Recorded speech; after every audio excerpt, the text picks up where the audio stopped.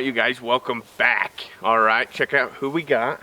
Josh, super excited. He came back from North Dakota actually to rescue a couple machines and get his old welding truck back. Now, it ain't what he's driving now. He has a pretty nice 2001 Dodge. Badass truck. Second gen. I mean, I got pretty lucky. Freaking really nice. So, Josh, first year of welding, how did it go? Yeah, about today is the 1 year. It went pretty good. I was pretty lucky. I worked in Colorado, just north of Jake, in Sterling, Colorado, and then I worked in Douglas, Wyoming, and that was for a different gas company, so I had to retest there, and that was a Bell and a Branch. And then I went to North Dakota, which was for the same gas company I started with. So I took 2 tests in 1 year. I did pretty good. Yeah, that's not bad at all. 2 tests in 1 year, 3 jobs, which was pretty good. All pipeline. Unheard of. It was crazy because he just kept jumping with the same company, just different states, different locations, and it was a good deal. So in the long run, in your opinion, staying with a company or jumping company to company makes more money? I think staying with it. I mean, obviously, okay, there's 2 different perspectives. Yes. One, you got the people that have been in it long enough, like Jake. You could probably jump from company to company, but me right now, if I just stay with the one company, if they just want to keep me, I mean, right now I didn't have to leave work for the last couple days. I could have literally stayed there and done like building mop bars for like excavators to like smooth the ground out, and like building little tiny things that weren't critical, you know. And I could have got 10 hours a day or 8 hours a day for, you know, I get all those hours. So in my opinion, even though I might have the contacts down, like maybe have the connections, in my opinion, staying with a company longer makes you more money. But there is another perspective of it. The more companies you jump back and forth, and you go check out new companies, the more welders, the more helpers you meet, the more contacts you got. So there's 2 different ways to look at that. Either you're with the same company for a long time making money, or you are making huge amount of contacts, which in the long run helps you find really good jobs. Yes. So in the long run, it's almost, I wouldn't say dragging up is a good thing. All right, you want to quit, you want to take care of the people that took care of you, but the more contacts you got, the more money you make. It's just and as a helper, you're gonna have a good work ethic. Yes. Because that's helped me out. Because the guy I went and helped after Jake, Taylor, I ended up getting called back to work for him after I got my first set of papers. Yep. And he ended up employing me. So you almost, in the beginning, you definitely are not going to be as good as the dudes that have been doing it forever. I mean, it's just common sense. It's just part of it. But the work ethic part of it, if they know you're willing to go do something, they know that you're there to freaking put in the full effort, you might not be as good as the guys running behind you or in front of you, but in the long run, your attitude and your work ethic speaks for itself. They will keep you around most of the time. I mean, sometimes they just can't because the job needs to get done and maybe you're not cutting it, but in the long run, everybody will remember the guy that put in the full effort. Yeah, and that full effort saved me on my first job because we laid out main line. So we welded up these big long straight sections of pipeline, and then they lower them into the ground, and then you tie them in. So the tie-ins I didn't have any experience with, and they usually want experienced people because in any welding or fabrication job, if you have rework, you have to go back and redo it. You lose time and money. So cutouts, repairs, usually you only get 3 repairs. I've found that repairs are kind of... It's very dependent on the companies. Yeah. Like, that was crazy. Because, like, I mean, there's no shame in a repair. I caught 3 on the company I was with. Now, this was different because I'd been with this company for almost 2.5 years. Caught 3 repairs. Thanks for your help. We'll see you in 6 months. You know, that's the end of that. And I had a different story. I caught 3 repairs when they tried to get me to do tie-ins, you know, and it didn't work out. And that was really stressful. And I caught 3 repairs, and then they're like, okay, Josh, we're gonna try to work with you. Move you around. Move you around. They moved me to where they could use me, and I ended up staying with them, and even though I got the 3 repairs. So repairs, yeah, they're they're there, but they're kind of subjective to opinion Yes. of the management. Unfortunately, your situation, it seemed like that gas company was like, that's how it's going to be. Yeah, that's just a gas company, and it's kind of, I mean, you can either have leniency on it, where, you know, like move them around or whatever, or you can just be super cut and dry. I think the reason mine was super cut and dry is because it was only a 15% shot rate. Yeah. So yours is 100. Mine's 100. So when it comes to 100%, they know that 100% of the welds behind Josh are right. Mm-hmm. And they know that the 3 that he caught was just, I mean, it's just a fluke. Well, I was learning. Yeah, I was learning. But the thing is, I learned from it. Yes. I didn't go and repeat those same mistakes. And that one thing that really got me was you'll get this thing called high-low where the pipes aren't lined up, right? If you tack up coupons, you try to line up the inside. Well, mine were like split, so it had like, you know, an edge on each side, so it wasn't perfectly straight, the insides of the pipes lined up. And I didn't know there was little subtleties to angling your rod to catch and make sure you're breaking down that high-low. So I had a big learning curve on high-low, and it wasn't like anybody's fault that I didn't know that stuff. It was my own fault, you know, but I didn't realize the importance of high-low gets your money. Yes. Yes. High-low will get your money, so you gotta really watch high-low. And then let's see, that was a big learning curve. Okay, so off of the 1-year experience, you're a helper for 8 months. 8 months? 8 months, I think. 6 months with me, 2 months with Taylor? Something like that. Yeah. Like, I just remember it was a very short period. It was very of time. short. It was very period short, of but time. Josh already had a lot of experience in the union Boilermakers. You're still an apprentice, but you passed the super coupon, you passed all this other Flux stuff. core, stick plate, you know, 718 Yeah, so you plate. had a lot of welding Right, behind and you. I had a lot of welded- work experience. Since I was 18, I was working in a stainless shop, which had no certifications because there's no certifications for that industry. Yeah. Which means the money's low because there's no demand for quality. Mm-hmm. I mean, so guys, just for reference, 6 to 8 months, Josh was a very driven person. He was putting his money where it needed to be, and that is the reason he was welding so fast, all right? But in that amount of time, you had about 1.5 years, what would you have done different? differently, I think. So I was trying to be all smart and tool up and get like a welding machine and a pickup truck. And I'd really suggest that you just go get a helper job. And I found that you find a lot of deals in the community. You like, really do. For welding machines. I didn't really think about that. Yeah, like I didn't realize it until about 1 year in, and I'm helping all these helpers get machines. And now I've got 2 machines that I'm going to fix on the back of my truck right now. And I already have one helper that wants to buy one, you know, where before it was like you didn't know what was good, you didn't know what was bad. I mean, Well, you have no engine-driven, you know, knowledge, you're probably going to buy Junk. a junked-out pipeline machine. Well, Josh came from Wisconsin, where there's not, like, what was your take on a pipeline welding machine? I knew it had to be Lincoln, and I knew it had to be like a 200 to a 350, and I bought a big frame 250, and I got kind of lucky because I ended up getting one with no AC Straight output. DC. So it's straight DC, basically a 200D, but in a giant frame. And the funny thing was, like I said, I didn't know the difference between a junked out welding machine. I bought one with a bent armature, which usually that means you just toast. But I was lucky enough, there was an electric motor shop near me, and they were able to straighten the armature, which is crazy. That's nuts. It's nuts that even worked. It's nuts that this whole machine even worked out. So one, I spent $2,000 I didn't really have. Then I had to fix it for about 1 year, and then I put it all back together, and I still didn't know how to tune it, so I didn't even know if it was going to weld right. You're just striking art. I was just making blue lights. So Yeah. anyways, if you wait to get Get back. something like your machine, if you get a helper job lined up, your machine won't help you get a helper job, really. But anyways, if you No. wait to get a machine, people in the community will help you. Like if I was helping Jake, he would have helped me source a good machine, Yes.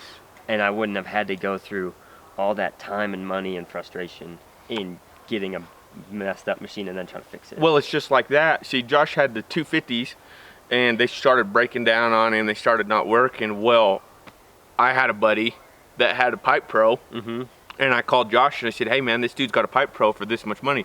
I said, call him. Josh now runs a Pipe Pro. So it's very much a community thing. You can definitely find equipment, but you definitely don't need to show up. Well, yeah, as a helper with that. Yeah, it'll if you wait a little bit on the machine, someone you work with will help you get one. Yeah, because we know where all of the machines are. Yes. If you are willing to put in the effort, you are freaking learning what you need to be learning. Everybody around you will freaking help you. It's the dangest thing, but you have got to be willing to put in a lot of work and a lot of effort to get to that point. The other thing is, I don't think I would have put a flatbed on my truck. I would have somehow figured out how to make a tub rig with the factory bed, because I could have now traded my truck off easier. Because when you start with a truck, it's not the nicest truck in the world. No, and I put that flatbed on it. Well, I didn't have $5,000 to go buy like I don't know, some manufactured PJ flatbed or Bernard, or I think Bernard makes flatbeds. Anyways, like some bought powder coated nice flatbed. I just got, the cheapest thing that was flat, and I could bolt to my truck and put lights on. I mean, it worked out though. It worked out, but now getting rid of the truck is harder. Yes. Because one, you need to have somebody that wants a truck that looks nice and is nice, but has a crappy flatbed on it. You might have to spend a little money to put a different bed on it. Yeah, so if I would have just kept the factory box and taken everything out, no one would have cared, or everybody wants a truck, and usually a truck comes with a truck box, not a flatbed that's modified. And people that have flatbeds buy them for specific reasons they want a flatbed for, and usually they spend the money to get that specific reason, So go ahead, Josh. Sorry. So anyways, that would be one of my big things. I don't know if I would have bought a dually right away. I think I would have just bought a single wheel, which is what I ran. Yeah. And that would have helped me on tire costs. It would have been nicer for getting rid of it, because more people, unless you get a diesel dually, those are probably easier to get rid of. But my V10 dually is I need a specific person to sell that to. Yes. So in the year and a half, basically, is what we're going to call it. From the time you were a helper to the time right now, how much time have you taken off? I have. Because I get asked that so much. Well, see, and people don't realize, sometimes you'll work through holidays, and other times, because everyone is from a different part of the country, you get a week off.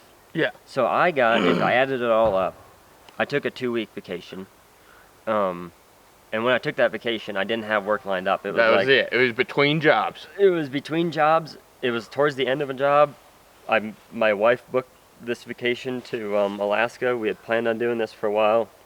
And it was like one of those things I just left, and that was how it was. If I didn't have a job when I come back, I didn't have a job. It turns out I ended up going with that company to North Dakota, and that was just in the right timing. But yeah, there's other times like that where you just can't plan for it, and you just have to accept the fact that you might lose your job. So that was 2 weeks, but then for Easter, Christmas, and Thanksgiving, we all got a week off. Yeah. And then in between a job, when I got let go, I got laid off. And they laid me off, and I had about a week. So I think it was about a month I didn't work, but a little over. So that's about what I took off. So we got laid off for about a month, and we were doing odd and end jobs, but that's about right. It's about a month. The last 2 years before that, I took off maybe a couple weeks. Did they give you weeks off for like Christmas? They gave us like Christmas Eve to that weekend, which was so like 5 3 days, 4 days, whatever. I don't remember. You'll usually get time for Thanksgiving, Christmas, and Easter. Yeah. And some companies will do like 4th of July. They'll let you out for a long weekend. That was the only long weekend I got this summer, was 4th of July. And we went from 4th of July. That was it was a 3-day weekend. Every other week was like just Sunday off. Yeah. So just expect to not have a lot of time. So even though my wife was living with me, we only got to go on one little trip. Yeah. Otherwise, we were pretty much stuck around the Watford area, and that was about the amount of time I had off. So Josh is kind of like what he was saying. His job's pretty slow right now. we're all up in Colorado camping for Labor Day, and that's about the only reason he come down here was to rescue his machines, and then we happened to be coming up here and camping, and so he just came with us. So so it's basically just holidays. If you can keep the contacts, you got the work ethic, it's just going to be your holidays and between jobs. That's going to be about all you get off. If you really want time off, you won't be looking for the next job quite as fast. You'll have to save up. Yeah. So you have a big cash reserve, so you can not worry about towing your camper 14 hours, getting a hotel, and then my company pays every 2 weeks, which a lot of people don't like that. A lot of people like every week. So that means if I go to another job, I'd have to have money to travel, to have money to rent a spot for a month, which is like $700. Have to have fuel to put in my welding machine for 2 weeks before I got my first check, just about. Yep. So you have to have a little chunk of money. A little chunk of money. And that's if you can get hooked up pretty quick. Now, every week that you are not working is another week worth of expenses. Yep. So there's two different ways to do it. Josh was very, very smart about it, and this is what I am working towards right now, okay? I've been doing this for 8 years. I wish I would have done it the way Josh had done it. Josh got loans when he needed loans, but when you didn't need it. So that was when he was a helper. When he started welding, it was cash money, everything. Yep. Cash money, everything, all my welding machines. So cash money, everything. I saved up and I bought it, and it sucked because, let's see, I broke out. I saved up like $6,000 from paychecks, and then I spent almost all of it on tools. So that got expensive. Then I saved up like another $10,000. I had a machine break down. I bought another machine. Then those ended up both breaking down. And then I saved up another $10,000 and I bought a Pipe Pro. So I was like saving up $10,000, spending $10,000, saving up $10,000, spending $10,000. The first year is expensive. The first year is expensive, and I added it all up, and I spent on welding machine repairs, tools that I bought, beveling machines and stuff I didn't have. So 2 welding machines for about $4,000 each, because I ended up putting about $4,000 back into my red one. Not quite, $2,000 for shunts and some other work. So $6,000, $11,000 Pipe Pro, a $20,000 truck with a welding bed, and a $10,000 camper. It's like $49,000. Yeah. So And 50 grand yeah, I spent to get the first year going. But I own everything, but it sucked. But now what's it doing? Now I'm just piling money away. I mean, just a stash of it. So it's good. Me and Josh kind of been in a little bit of a competition. He whooped me pretty good. He whooped me pretty good. I got laid off, and when you ain't making no money, you're spending the money. And so I am back into, okay, got to keep putting money away and get that savings built back up. But Josh has definitely whooped me pretty good on that one. We'll start again first of the year. Past money don't make a difference. First of the year is a new year, and we'll just go back at it and see how much we can both put away, all right? It's good to kind of be in competition, I think. It is. I like fun. having somebody to compete with, because it's not like you're like trying to like shove it down their throat. It's like, I want you to better yourself, I want you to better yourself, which you're both stashing money. So it's awesome. So your biggest tip on putting money away? I would suggest pretending that you are broke, and every day you wake up, if you're breaking out or trying to be a helper, just pretend that you might lose your job tomorrow, because it can happen. Oh yeah. Like, just quick. Have that in the back of your, I mean, it's not like get a $10,000, well, not, but I mean, get a giant paycheck and then go like, oh, I want to go buy a 4-wheeler or a side-by-side. No, you're like, you need to have, you know, if you don't have a large amount of money saved up, you're broke. And you see all these guys, young guys, old guys, it doesn't make a difference. Some of them have been doing it for, 6 years. Some of them have been doing it for 20. And a lot of them ain't got nothing to show for what they did. No, and that it's sucks. sad. It sucks, because I want to spend all this time away from home and have something To show. property, giant, nice house, something that I can, eventually get return from, not just spending money, blowing all my money. So live like you're broke. Watch how much you spend on food. Watch how much you go out to eat. Eating. eating. And gas stations. Yes, if you can avoid going in a gas station, that will save you $15 a day.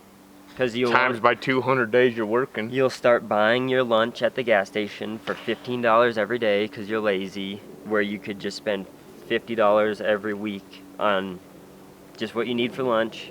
And Lunch, dinner, breakfast, that's $50. Meal prep like burritos. I've done that where I'll make like 15 breakfast burritos at one night. I'll roll them up and freeze them, and then I have all my breakfast burritos for a week. And just little things like that will save you a ton of money that you could be putting towards tools and helping yourself get to the next step. Yes. By far. You do not want to be this dude that's freaking 60 years old, 70 years old. They're awesome. They're great people to be around. But I can promise you, you go talk to a 70-year-old man that's out there welding, and I promise you, he doesn't want to be out there welding no more. No, a lot of people want to be done. A lot of people would probably want to be done. So this first year, breaking out, that was stressful. There's been a lot of stress. The first year is a lot of stress. First year's a ton of stress. You're stressed about your job, you're stressed about if you're gonna make it, you're stressed about if everything's gonna work out, if you're gonna find the next job. So my first test, that was a bell and a branch, struggled through it. You know, as much as I practiced, I struggled through it, which everybody's gonna struggle through that first test. It was tough. And then I made the main line.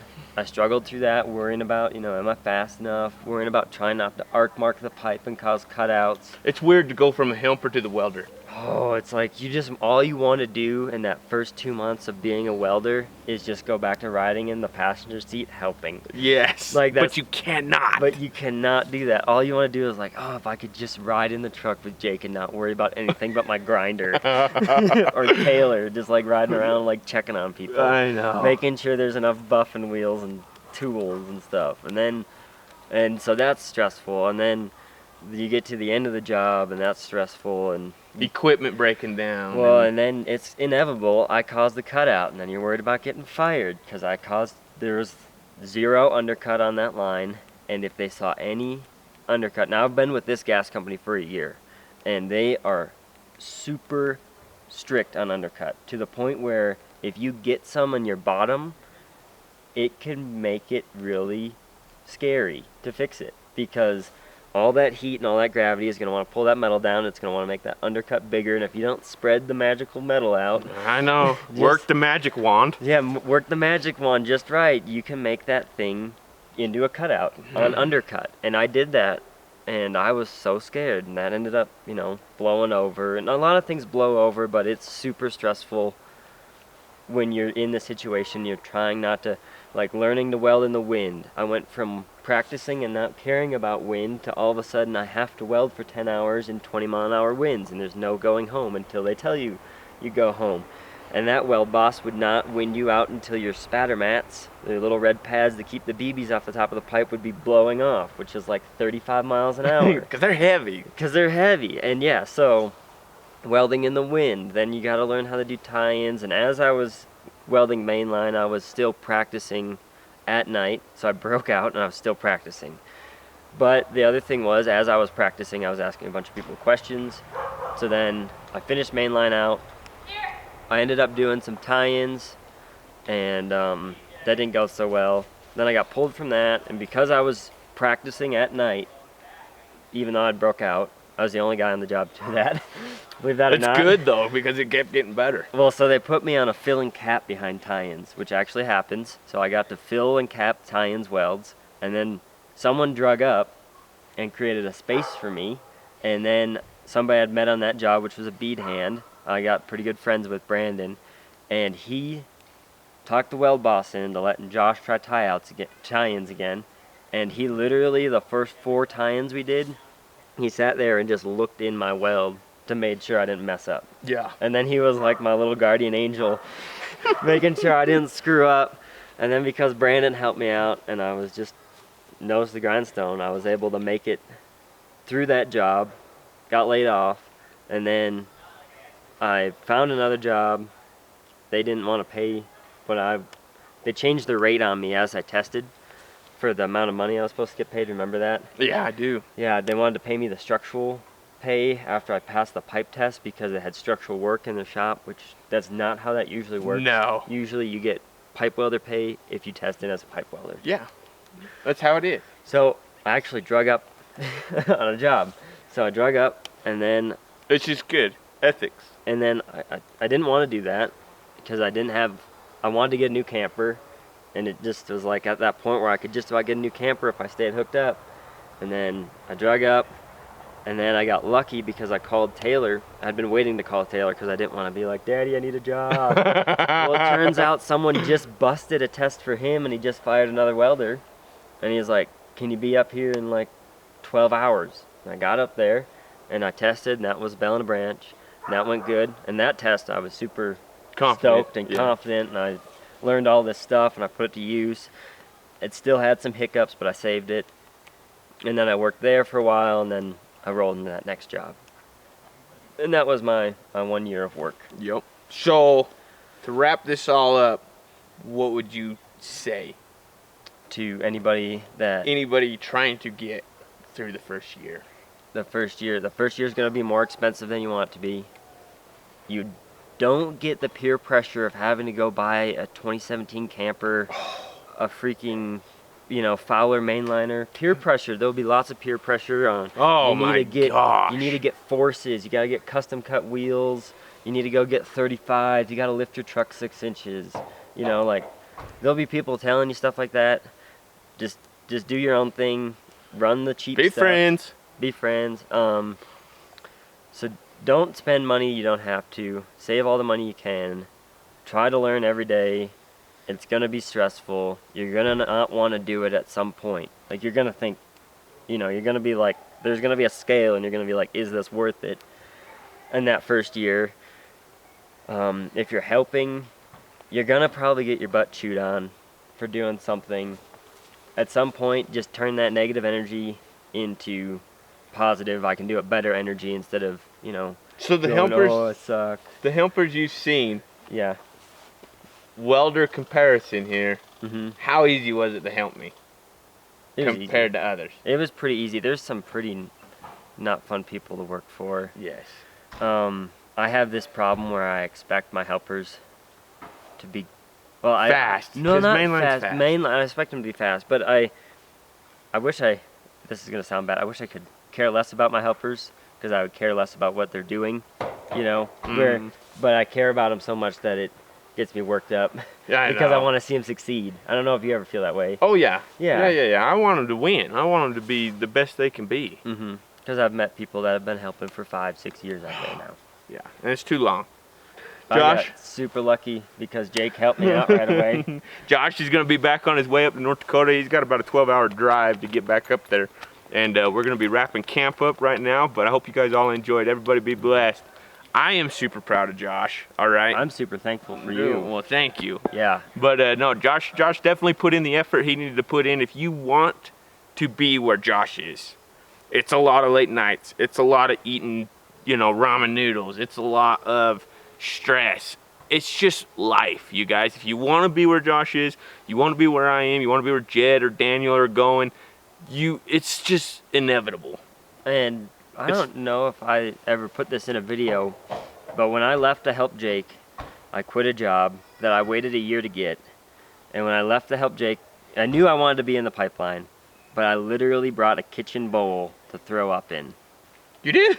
In my car, I had a stainless bowl. I told Jess I was feeling like I got the flu. Uh-huh. No, I was so scared and nervous because I only had enough money saved up because of the situation with work to get down to you and not return until I got a paycheck. I don't know if you knew that. I knew it was tight. It was. So Josh stayed with us for 2 nights. I knew it was tight, so Josh wound up staying with us for 2 nights, and then Daniel wasn't down here, and Josh wound up staying with Jed for a month. Yeah, over a month. Over a month and a half or something like that, and then he wound up getting his own trailer, and it just worked out. Yeah, it worked out, but I felt like I was gonna throw up. I thought I was gonna lose my stomach. Really? Driving out of my driveway because I knew I couldn't go back to. So that was the thing. Is you had to show up for Monday to still be considered for the apprenticeship. Yeah. And you didn't show up, and I called you Monday. So I told Josh, I said, hey, I said, yeah, come down, be a helper. I said, I'll call you Monday. And he didn't show up, so number one, he was done. They fired him right there, right? Yeah, I was out. I was out of the union. And then he was still waiting on me to call him. And yeah, that was and so when you start rig welding, you have to be okay with, you're going to put yourself in a lot of uncomfortable positions, but then looking back on it, once you figure out you can succeed through uncomfortable positions, spending all your money on buying your welding machine to make more money, you will, stuff like that, you will feel much more confident about going into stressful things in the future. Man. Dude, by far. If you guys want the ultimate businessman experience, come be a rig welder. Because it will make you do things that you are not comfortable with. And didn't think you could get by doing. And if you want to meet some of the grumpiest people you ever met in your life and have to be friends with them, come be a rig welder. Yeah, Jake's pretty tough. Yeah, I'm pretty tough. So anyways, you guys, everybody have a great rest of your day. Be blessed. And we hope to see you out here. Same as Josh is, all right? So everybody have a great rest of your day. See ya. Bye.